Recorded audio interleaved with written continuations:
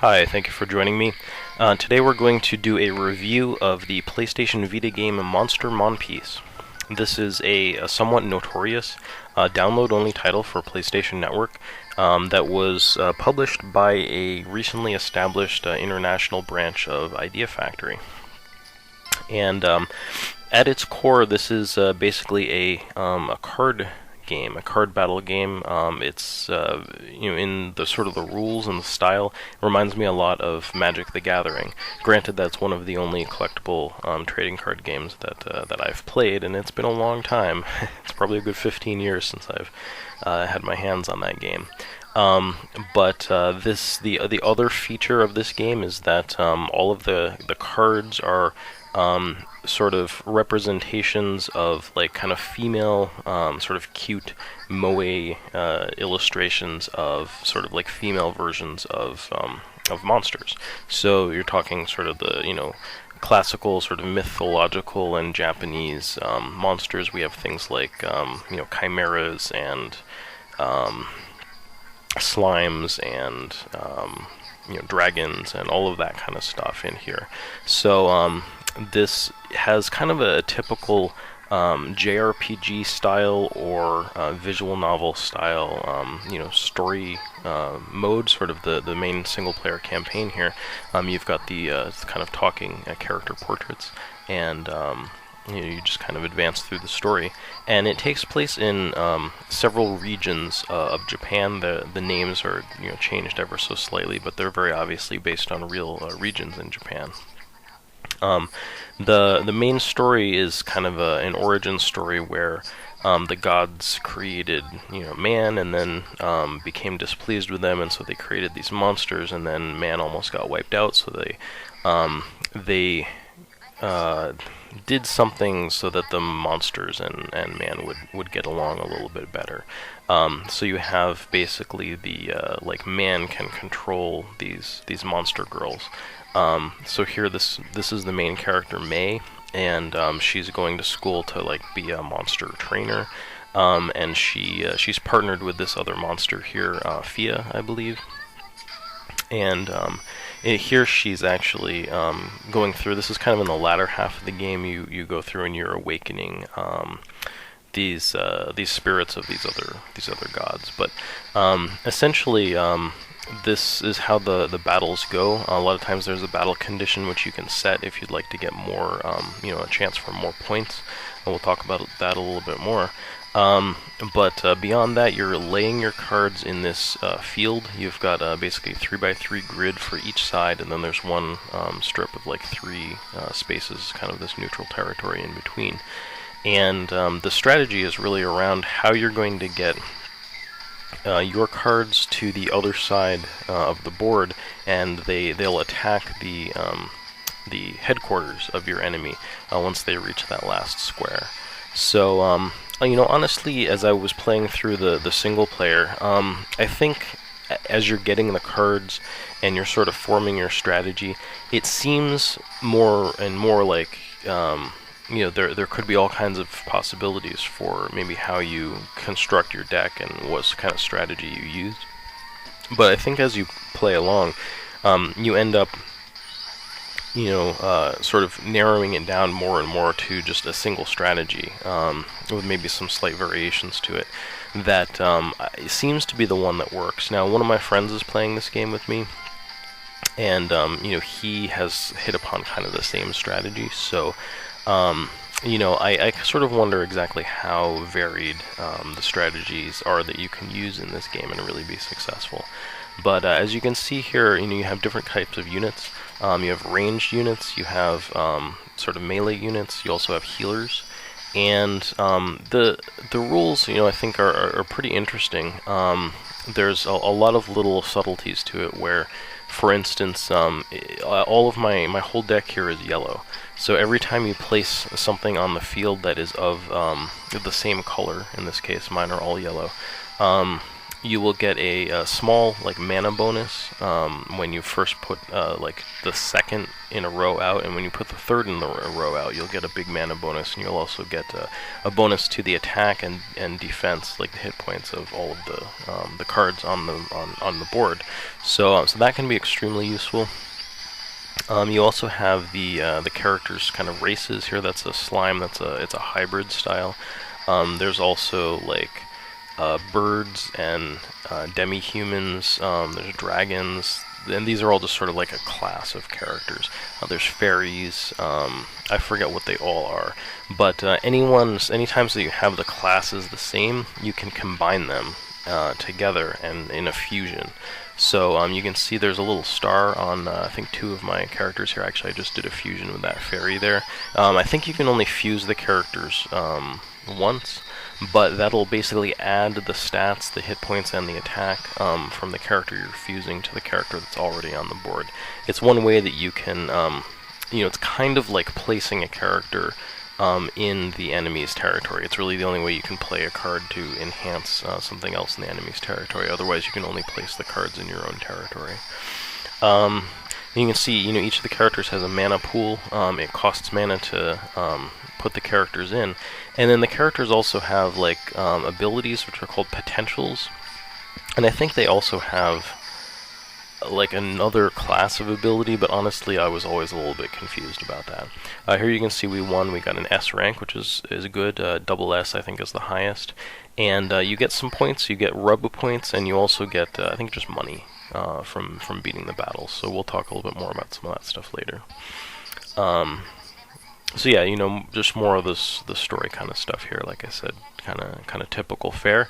But the story I think is it's nothing special, and even the characters aren't anything that great, but there are some fun character moments, and I think the characters undergo some character growth, and it's all just sort of very, I think, suitable for what's happening, and it can be entertaining too. I think just some of the banter between the characters is kind of fun, and just getting to know their personalities.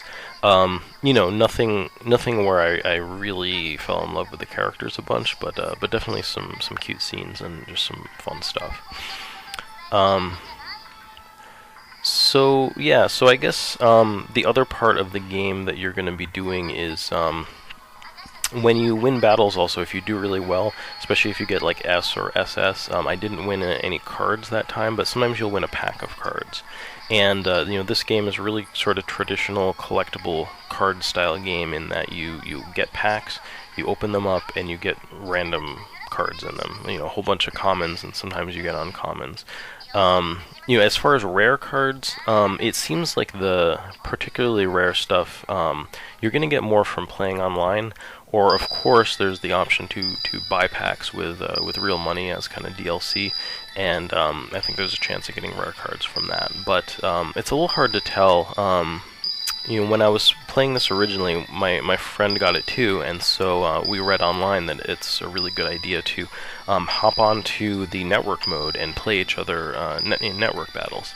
You get these rings when you do that, and the more rings you get, once you get a set of rings, you're going to be able to get like a bonus pack of cards, or like some extra rub points or money or something. But you kind of want the pack of cards, I think, because you'll get some good cards from it. It's a good way to get some kind of high level cards early in the game. Here you can see kind of the different packs that you can get. These are some that I got from having finished the game here. So those are probably the kind of ones I'm going to want to buy right now. And there's of course like a whole you have a whole gallery, and I'm sure that there are trophies that involve getting all of the cards in the game. And so another aspect of this is leveling these cards up. So you're gonna get a card here. You can see some of these have a +1 on them. I guess you can get negative versions of the cards, so you might get like a -1. And you can get up to a +2, and those all count as different cards. And then not only that, but each of the cards you can level up to another level. So if you have like your regular card, you can level that up to like a regular card version 2, and you can level it up to a regular card version 3. You could have the same card but a +1 version that's got different stats and different abilities, and you could level that up to like a +1 level 2 and a +1 level 3. So that took me a little while to get my head around, but once I realized that, I was like, okay.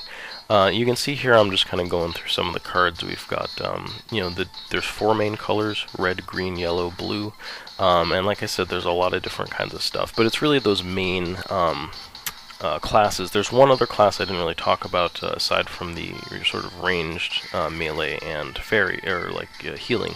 There's other kind of healing. There's nature healing and fairy healing, but anyway.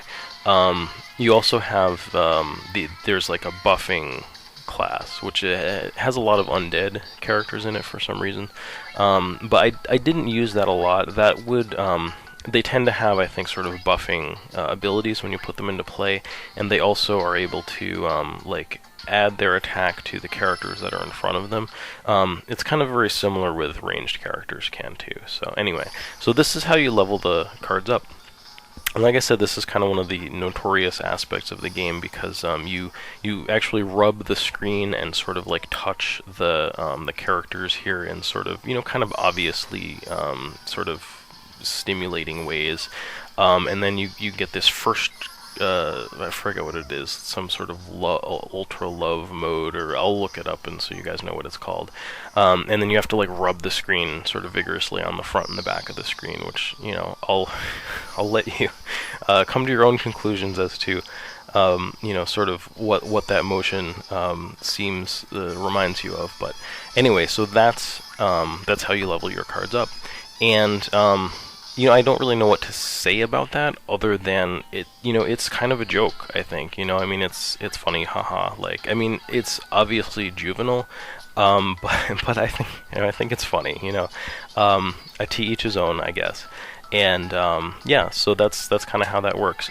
So you get a lot of nice like illustrations on all of the different cards, and then you get to see them in various levels of undress as you go through. There's certainly there's no nudity in this, and even when they were bringing this over, they did censor some of the cards. So some of their final forms, I guess, again, it was just sort of like characters in bikini, like sort of underwear, sort of level of stuff, but some of them they just decided were not entirely appropriate for maybe the region, just kind of considering cultural tastes, and some of those were taken out. I don't think that it's anything that anyone is really going to miss. I certainly didn't.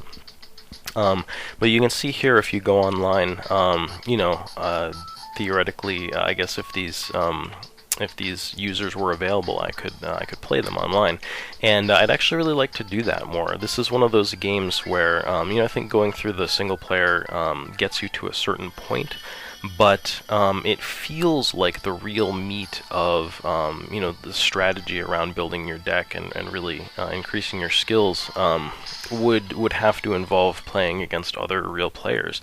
And I haven't gotten a chance to do that very much, so it's the kind of thing I'd like to do more. Thankfully, one of my friends does have this game, so I might get a chance to play against him a little bit more. And you get some fun trophies for winning those battles. So like I said, he and I were just kind of grinding for trophies and for rare cards by just going into an online battle and then just quitting out. So like whoever quits out, they basically forfeit the battle and the other person wins. So we've gone through and like I've let him win like 75 battles and he's let me win 75 battles. I think there's a trophy for winning 100, so we still have about 25 more to go, but it's taken us just like a couple hours. We'll just chat on the phone and we'll sort of grind our cards, and it's fun. It's fun just doing that, and I think it'll be fun for he and I to actually battle our wits, pit our decks against each other and see who does better. Now, one of the fun things is once you start rubbing your cards and upgrading them, you can unlock some cool skills. So for instance, like these fairies, They all have an ability that lets them move immediately when you put them into play. Most cards, when you lay them down on the board, it's going to take one round before they then move forward, and all the characters advance forward one square automatically. There are certain abilities that you can get on certain cards that's like it's like a stay ability, so they will actually stay in place. That can be really good for defending and that kind of thing. So, you know, like I said, I feel like I've kind of settled in on one strategy, and I think my friend has settled in on the same one, but when you start thinking about, well, what might the possibilities be of building your deck more around, you know, maybe ranged characters and around defense, where some of them stay put and some of them, you know, are going on offense, that's an interesting thing. I'd like to see how that works.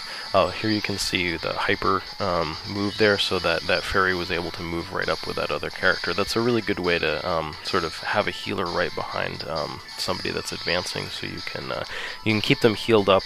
It helps them have some longevity to reach the end of the board. As you can see, it wasn't helpful there because the enemy dropped somebody with a pretty high attack, or at the very least that character had a low HP, so that didn't work out as well as I was hoping. But, you know, kind of in conclusion, I guess, this game is really fun. It's been a long time since I've played any kind of collectible card game, you know, sort of in real life or not. And honestly, I was going through a kind of a dry spell of just not even enjoying playing games all that much anymore. And, you know, for this game to come along, and Neptunia PP that I reviewed recently has really just was a nice introduction for me to get back into playing games here, and it's been a ton of fun. I think that this you know, this card battle system is pretty engaging. You know, just sort of starting off with not all that great cards and then building it up and learning the strategy and stuff. It wasn't overwhelming. You know, there's enough depth to it, and just its core mechanics are fun enough that I really liked it. You can see the battles only take a few minutes, so it's not a huge time commitment. You know, whether this is the most appropriate game to be playing at work, for instance, or something like that, I don't know, but I have been, you know, able to kind of sneak away on lunch breaks and, you know, and play some of this game. Certainly, you know, maybe not doing the card rubbing, but the general battles are fine, and you know, it's something that's easy to play in kind of small bursts, so I think that that's really helped me to enjoy the game a lot. And yeah, so I mean, if you think this looks interesting at all, I'd highly recommend it. The single-player campaign probably took me a couple weeks to get through, and that was, you know, playing it quite a bit. I was really enjoying playing it in the evenings, and like I said, sometimes on breaks at work. And just, you know, on the weekends here and there, it's a lot of fun. So even if you just play that, like for that alone, it was worth it to me. And I think the game is going to have some longevity, you know, playing against your friends, playing online, that kind of thing. So anyway, that's my review of Monster Monpiece. I hope you enjoyed this, and I hope you'll join me again for more video game related videos. Thanks for watching.